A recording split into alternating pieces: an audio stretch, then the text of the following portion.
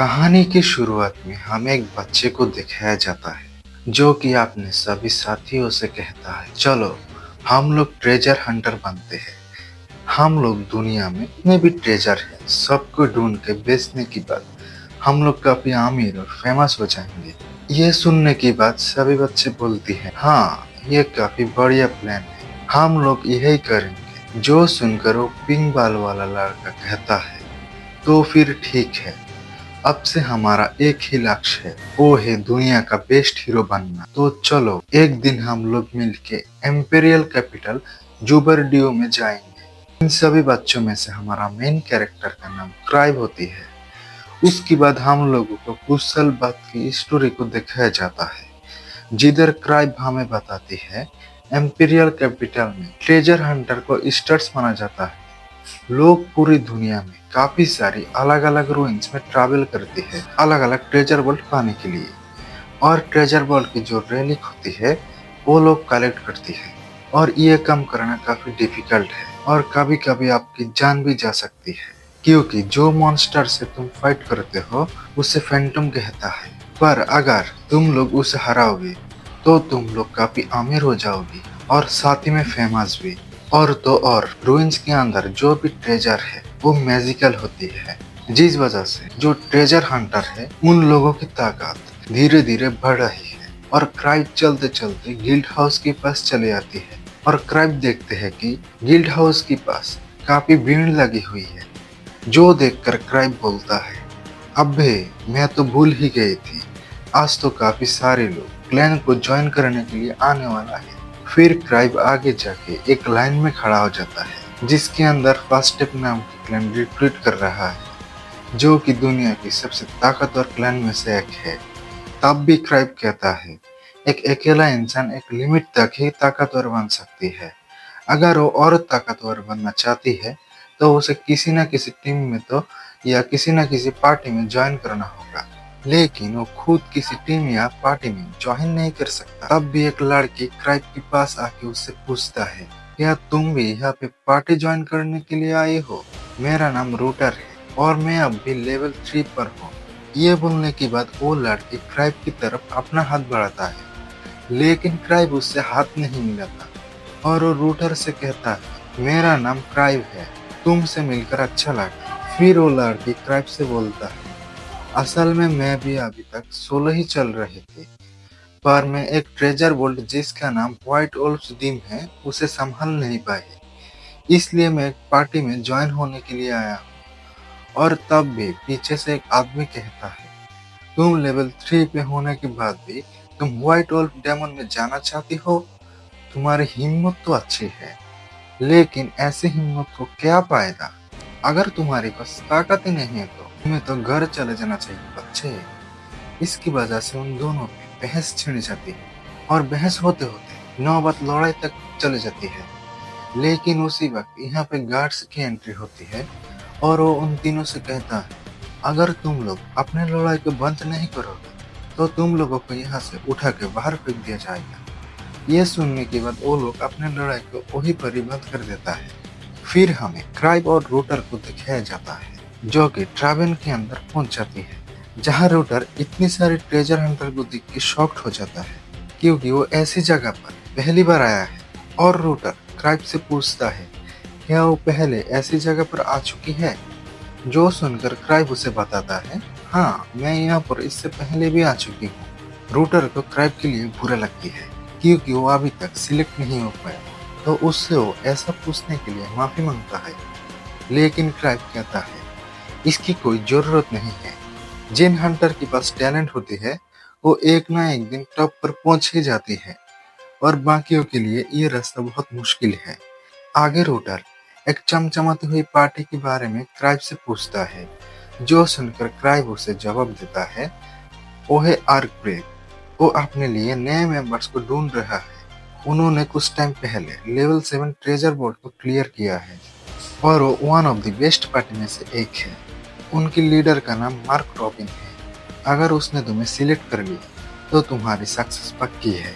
तब भी रूटर की नज़र एक खाली चेयर पर जाती है और उसके बारे में वो क्राइब से पूछती है, लेकिन क्राइब जवाब दे पाता उससे पहले वो हट्टा कट्टा बंटा दोबारा उन दोनों के पास आ जाती है, जिसका नाम ग्रेव है और वो एक लेवल 4 का सर्टिफाइड एक्सप्लोरर है। फिर ग्रेव उन दोनों से कहता है वो टेबल तो ग्रेबर्स की है। उन्होंने द फास्ट स्टेप प्लान को शुरू किया था। ग्रेबर ग्रुप के अंदर हर एक मेंबर एक्स्ट्रॉर्डिनरी टैलेंटेड है और वो लोग कुछ साल पहले आया है। उनकी मेंबर इतना ज्यादा टैलेंटेड थी कि उन लोगों को कैपिटल का सबसे ताकतवर होने का वादा मिला है और उनकी पार्टी का पूरा नाम है ग्रीविंग सोल। और तब भी हमें पता चलता है ये क्राइब की दोस्तों का एक पार्टी है और ऐसा पहली बार हुआ है ग्रीवर किसी मेंबर को अपने अंदर शामिल कर रहा है और इसी कारण से आज इतनी ज्यादा भीड़ है। और यहाँ पर काफी सारी सोलो हंटर भी आई हुई थी जो कि ग्रेबर्स में ज्वाइन होना चाहती है। और तब भी एक लड़का चिल्लाते हुए बोलता है ग्रेबर्स कहाँ गई है, मैं तो उन लोगों की पार्टी को इसलिए ज्वाइन करने आया क्योंकि उन्हें उस कैपिटल का सबसे ताकतवर पार्टी माना जाती है। और वो आगे अपनी तारीफें करते रहते हैं और कहता है एक दिन मैं इस दुनिया का सबसे ताकतवर ट्रेजर हंटर बनूंगा। और अब भी वो लेवल 4 पर है। तब भी मैनेजमेंट में से एक लड़की बाहर आती है और वो उसे सीधा वहां से बाहर निकल जाने के लिए कहता है और कुछ स्टेप आके उस लड़की को शांत करने की कोशिश करता है। और वो उस लड़की से कहता है आज हम झगड़ा नहीं कर सकते। लेकिन वो लड़की उस स्टेप की बातों को इग्नोर करते हुए उस लड़के के साथ फाइट करने के लिए रेडी हो जाती। लेकिन उससे पहले इनकी लड़ाई शुरू होती। ट्राइब रूटर से कहती है हमें लड़ाई शुरू होने से पहले यहाँ से निकल जाना चाहिए। फिर हमें उस लड़के को दिखाया जाता है जिसका नाम गिलबर्ट है। वो अपना तलवार बाहर निकल के उस लड़के के ऊपर अपना हमला करने के लिए तैयार हो जाता है। लेकिन उसी टाइम वो लड़की को क्राइब की प्रेजेंस होने का एहसास हो जाती है। इसी मौके का फायदा उठाकर गिलबर्ट उस पर अपना हमला कर देता है, पर वो आसानी से उसके अटैक को डच करके जाकर क्राइब की रास्ता रोक देता है। ये ठरकी खाई की तुम लोग कहाँ पर देख रही हो, उसने सिर्फ रास्ते को रोका है और कुछ नहीं, समझे। फिर वो क्राइब से पूछता है मास्टर आप यहाँ पर क्या कर रही हो। इसके बाद हमें पता चलता है क्राइब कोई एक्सप्लोरर नहीं है, असल में वो ग्रीविंग सोल का लीडर है। यानी जिस क्लैन मास्टर के बारे में सब लोग बात कर रहे थे असल में वो क्राइब ही होती है। फिर क्राइब बताने लगती है कुछ साल पहले ये सारी चीज शुरू हुई है जब वो अपने दोस्तों के साथ विलेज छोड़कर ट्रेजर हंट के लिए बाहर निकले थे। उन्होंने काफी सारे ट्रेजर बोल्ट को आसानी से क्लियर कर दिया। लेकिन एक दिन ट्रेजर हंट करने के टाइम एक मॉन्स्टर क्राइब के ऊपर हमला कर देता है। लेकिन टाइम रहते ही उसका दोस्त उसे बचा लेता है और मॉन्स्टर का ध्यान भटकाने के लिए उसका शुक्रिया अदा करता है। पर हैरान कर देने वाली बात तो ये थी क्राइब को खुद ही नहीं पता था वहां पर मॉन्स्टर थे। उसी दिन उसे पता चला। भले ही वो सभी का सपना एक जैसा है पर उसके साथ उसके दोस्तों का टैलेंट में जमीन आसमान का फर्क है। उसके दोस्तों के मुकाबले में वो एक आम इंसान ही है। वो जानता है कि वो उनके ऊपर बोझ है, लेकिन उसके दोस्त कभी भी ऐसा नहीं कहेंगे, तो वो खुद ही पार्टी को छोड़ने का डिसाइड करता है। लेकिन क्राइब जब इस बारे में उनसे बात करने के लिए जाती है तो सभी इस टॉपिक को इग्नोर कर देती है। वो सभी कहते हैं कि उन्होंने अभी तक अपने पार्टी का लीडर नहीं चुना। लेकिन तब भी वो लाल बाल वाला लड़का बोलता है उन्हें क्राइब को लीडर बनाना चाहिए। इसके लिए सभी एग्री कर जाती है क्योंकि क्राइब स्पेस देने और मोटिवेट करने में बहुत अच्छा है। और वो बेचारा जो पार्टी को छोड़ के जाने वाला था वो खुद पार्टी का लीडर बन गई है। ऐसे ही कई साल बीत जाते हैं और क्राइब अभी भी उस पार्टी का लीडर है।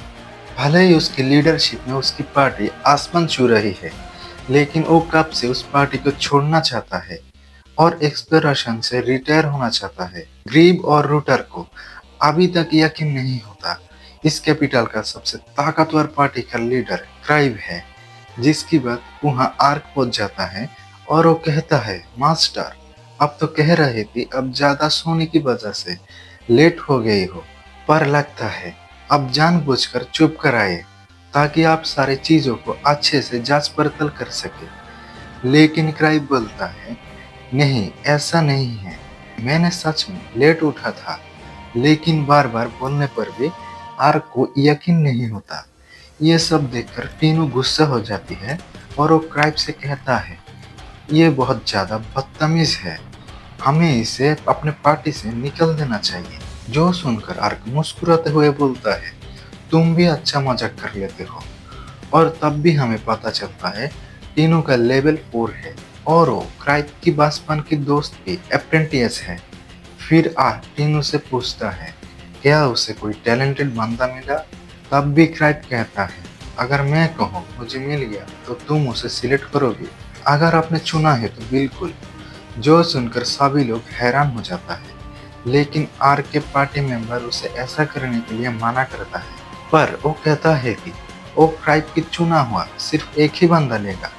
क्राइब मन में सोचता है, आर का दिल तो सच में काफी बड़ा है। तब भी वो देखता है कि आर का एक पार्टी मेंबर उसे घूर रही है। वही टीनू कहती है, वो आर की पार्टी को ज्वाइन नहीं करने वाली, वो सिर्फ उसी की पार्टी को ज्वाइन करेगी। वही दूसरी तरफ फिर से गिलबर्ट ने हो हल्ला मचाना शुरू कर दिया है। तब भी क्राइब को याद आता है वो लेवल 4 का हंटर है। क्राइब सोचता है, भले ही वो अभी इतना स्ट्रांग नहीं है, अगर आर्क उसे ट्रेन करेगा तो वो काफी ताकतवर बन सकता है। और मुझे लोगों को जज करना तो नहीं आता, जो भी होगा लक की बेसिस पे होगा। फिर क्राइब गिलबर्ट से कहता है, वो उसे आर्क को रिकमेंड कर सकता है, लेकिन उसकी एक शर्त है।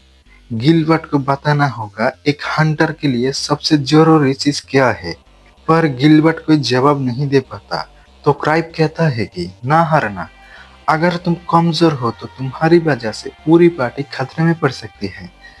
इसलिए मैं तुम्हारी असली ताकत को देखना चाहती हूँ। और मैं तुम्हें बता दूं, जब से मैं हंटर बना हूँ, मैं एक बार भी नहीं हारा हूँ। जो सुनने के बाद सभी लोग हैरान हो जाता है। और क्राइब मन में सोचता है, हारूंगा तो तब ना, जब मैं लड़ूंगा, मैं तो ढंग से लड़ाई भी नहीं कर सकता। फिर क्राइब अपने उंगली में से एक रिंग को बाहर निकल के सभी को बोलता है, जो भी इस रिंग को पकड़ लेगा उसी को मैं आर्क के पास रिकमेंड करूंगा। फिर वो उस अंगूठी को फेंक देता है, जिसे कि गिलबर्ट कैच कर लेता है। पर तब भी वहाँ टीनू आके खींच के उसके मुंह पर एक लात मारता है, जिसकी वजह से वो रिंग नीचे गिर जाता है। और थोड़ी देर में वहाँ तबाही मचने लगती है, क्योंकि अब सभी लोग उस रिंग के पीछे पड़ जाती है। वही दूसरी तरफ इतना सारा तबाही मचाकर क्राइब चुपके से वहां से निकल जाता है।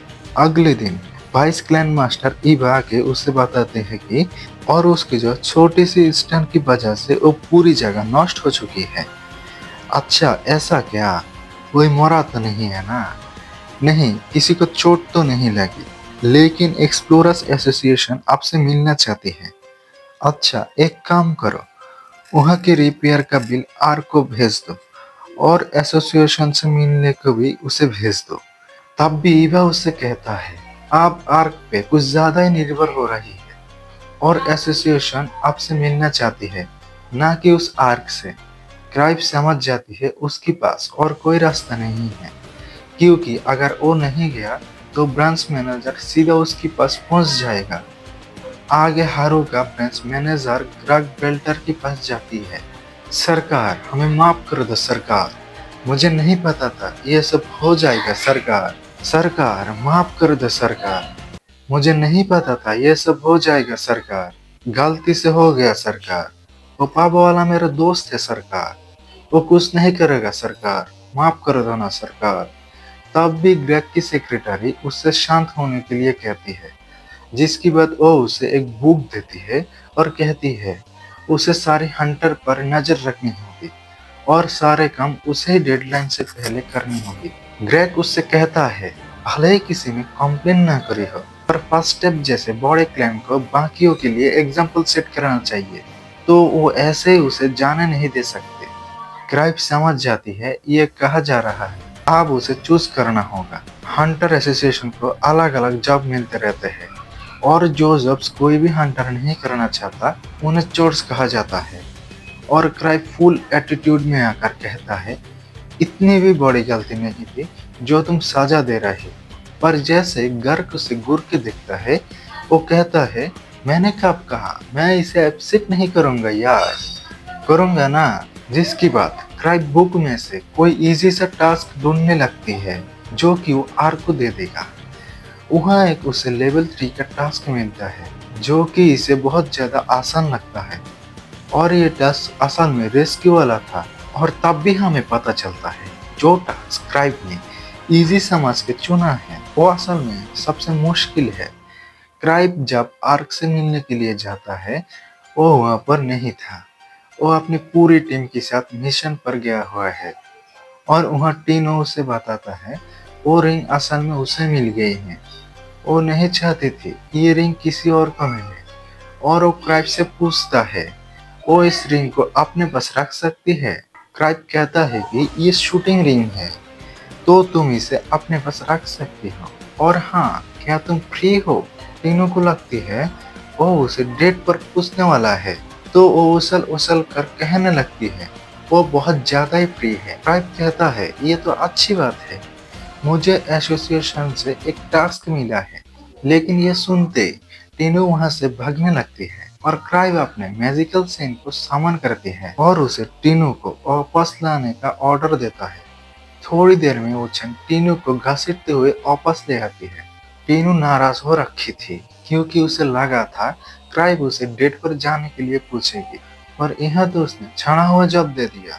और वो कहती है कि ये जब घटिया है और वो एक लेवल 4 हंटर होने के नाते वो 5 लोगों को एक साथ रेस्क्यू नहीं कर पाएगी। क्राइब उससे एग्री करता है और उसे लगने लगता है शायद ये टास्क इतना भी आसान नहीं है जितना वो समझ रहा था। फिर वो टीनू से कहता है तुम बोल रही थी ना तुमसे अकेले नहीं हो पाएगा, तो तुम्हारे साथ एक और इंसान जाएगा। ये सुनने के बाद वो शर्मा जाती है क्योंकि उससे लगता है कि उसके साथ खुद क्राइब जाएगा। उसके साथ वो ग्रेब, गिलबर्ट और रूडर को बेचना चाहती है जो कि तीनों को बिल्कुल भी पसंद नहीं आता। और इसी के साथ ही आज का पार्ट यहाँ पर ही खत्म होता है। मिलते हैं अगले पार्ट में, तब तक के लिए बाय।